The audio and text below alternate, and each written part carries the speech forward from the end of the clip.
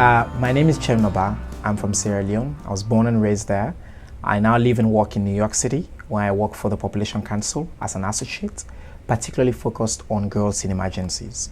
My focus in the past year has been on the situation of girls affected by the Ebola outbreak, and particularly in Sierra Leone. But besides my job here, I'm also an advocate for girls' education. I call myself a girl champion because I've been speaking out and working particularly to advance the issues of girls around the world.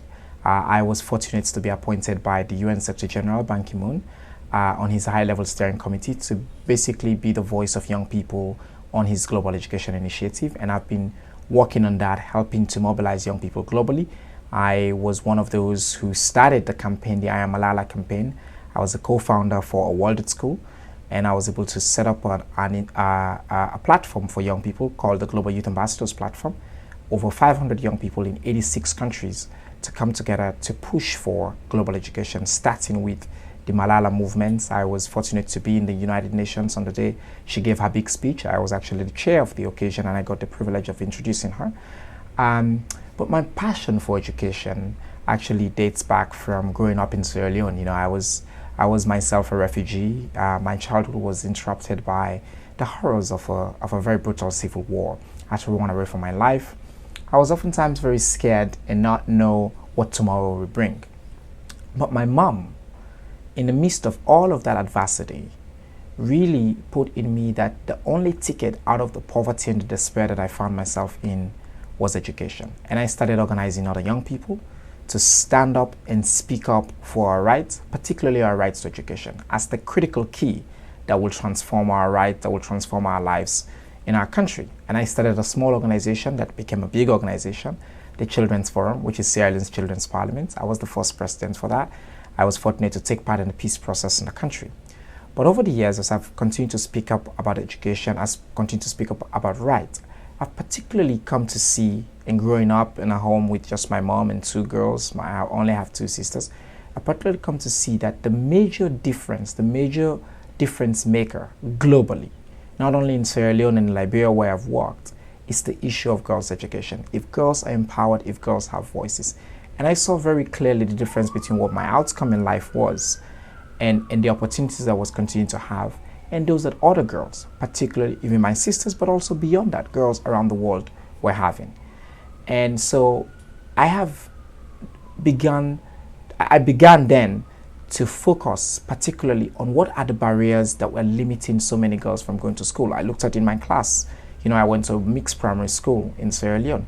I do not know a single girl from my primary school that made it past secondary school. And it's a theme as well in my country. In Sierra Leone, about 40% of girls will drop out of school before age 9.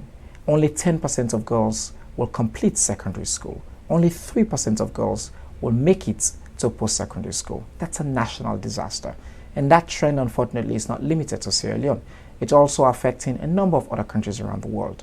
In my advocacy globally, I've looked at countries like Pakistan, like Nigeria, where a disproportionate number of those who are out of school happen to be girls.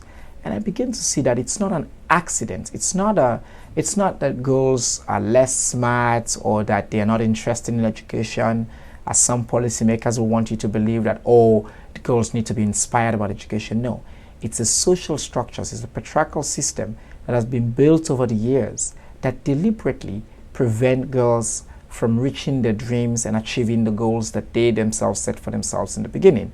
And that society kind of puts so many roadblocks and barriers that prevent girls from reaching these goals. So my work has been not only speaking up about that, but supporting local efforts. In Sierra Leone, for example, now at the council, I work with a network called the Sierra Leone Adolescent Girls Network, where we support over 30 organizations who come together who are interested in helping girls overcome all of those barriers that I just talked about. Pregnancy, the fact that they drop out of school, the fact that they get, you know, in Sierra Leone, 1 in 2 girls will be married by the age of 18. 20% of girls are married by the age of 15. They start having sex at an average age of age 13, and their first sexual encounter is with a guy who is 10 years or older than them. Widespread issues that they face. So what I do is I don't only help to amplify those voices by speaking about those issues, engaging policymakers, organizing these voices locally.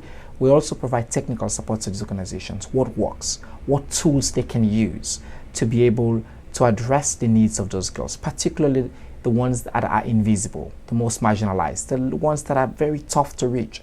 Even programs that are meant for girls, that are meant to address these issues, typically also leave out the poorest. If you look at globally as well, you look at what's happened. We made tremendous progress in terms of global education, but the ones who are left out, the people who are completely left out still, are the poorest girls and the most marginalized girls across the world. So what we do is we've developed tools here at the Population Council that help organizations find those girls, count those girls, understand what the situation of those girls are, and then design specific interventions that will help those girls stay in school, delay marriage, and become productive citizens of their countries. That's what I'm very passionate about, not only in Sierra Leone, but across the world.